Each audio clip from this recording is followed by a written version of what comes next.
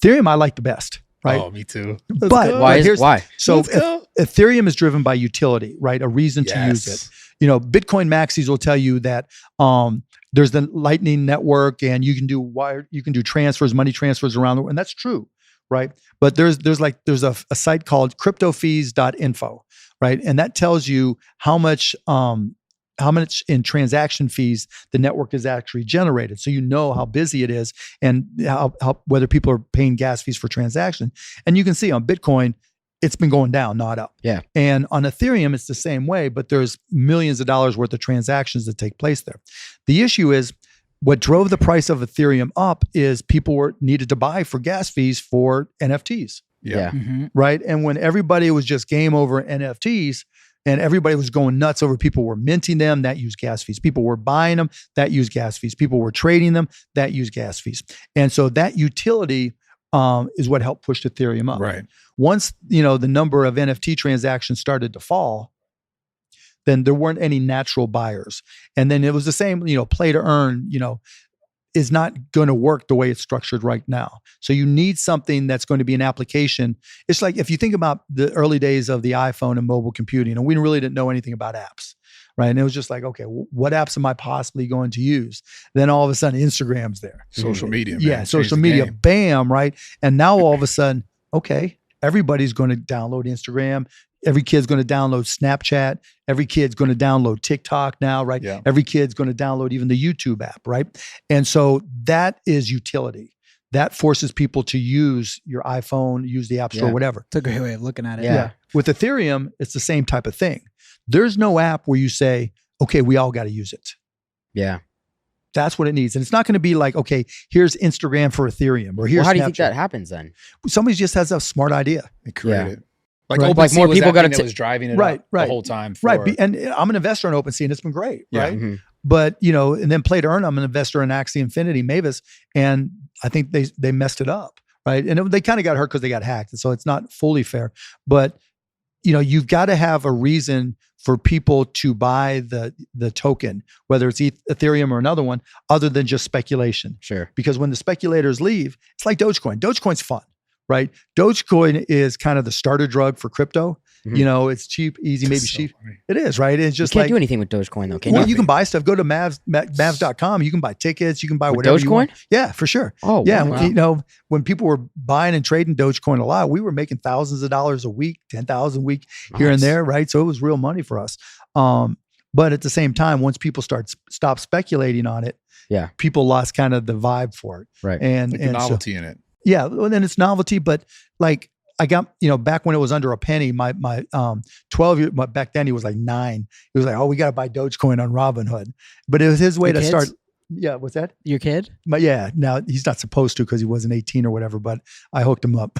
Yeah, that's so spent funny. $11 or whatever. He's into that young? Yeah, and now he set up, he took his PC that he has for school and he mines Ethereum on it.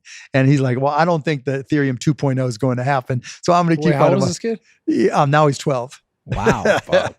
He's got a heel. Wizard. Yeah, he's not a crypto wizard, but he knows where the money is. Like that's crazy. These kids growing up like around crypto now. It's totally different. Like for us, it's so new, but for them, it's like that's just all Is they're that going to know. influence from you though, or from where does he get that? And his friends too, but me and his friends. Like me, he sees me trying to make money and just being an entrepreneurial, so he likes being entrepreneurial. Yeah. But in crypto in general, you need a reason to buy the token. Right. And if it's just for speculation, it's going to go up and down. It's probably going to disappear at some point because 95% of the blockchains are going to go. Mm-hmm. There's just no reason for them to exist. But overall, you think Ethereum, Bitcoin? I think Ethereum and Bitcoin will survive. I just don't know what the price is going to be and when. Right. And I do think with Ethereum, with smart contracts, like the reason I got excited about Ethereum, I went in and I just said, okay, what's all this buzz about an NFT, right? And so I went and put in an NFT, and as I'm setting it up and getting ready to mint one little field said royalties, right? Because when you mint an NFT and you set a royalty percentage, 5, 10, 20, whatever percent, and then it gets resold, you get paid a royalty. Yeah. Right. Mm-hmm. There's nothing else in media that allows you to do that. Yeah, it's pretty crazy. Right. So you guys make money from your selling of products, and I don't know if you do ads or whatever, but you're a platform. But if you wanted to sell, your podcast, you could, but there's just no way really to monetize it after that first sale. Yeah. And for most content, there's no way to monetize. Like you've been in a YouTube game forever, and if it's downloaded or watched and That's it. shared, that's it. Yeah. We actually dropped one. When did we drop it? 6 months ago? Yeah, we did our full send meta card. So we dropped an NFT too. Yeah. And soon we're working on like a new venture. Like we have Happy Dad. We're gonna launch like a new one, and we're gonna make them partners in the venture. That's what we're working on. So like with the Mavs though, like for the Mavs, we did an NFT, but the first thing we asked when we minted an NFT is what's really our value proposition for us and for the consumer. For the Mavs, we wanted to reward people who came to games, and we wanted to reward them even more if they came to a game early. So what I didn't want to do was be in a position where I sold NFTs to somebody, and if the price went down, they were pissed at the Mavs. Why did you want them at the game early? Sorry. Just because more vibe, more energy at a game, right? When you walk into an NBA game and you feel the energy, right? That's why you go to the games instead of watching television. Got it. And so we started creating these NFTs, and you can go to mavscollectibles.com, but we gave them for free.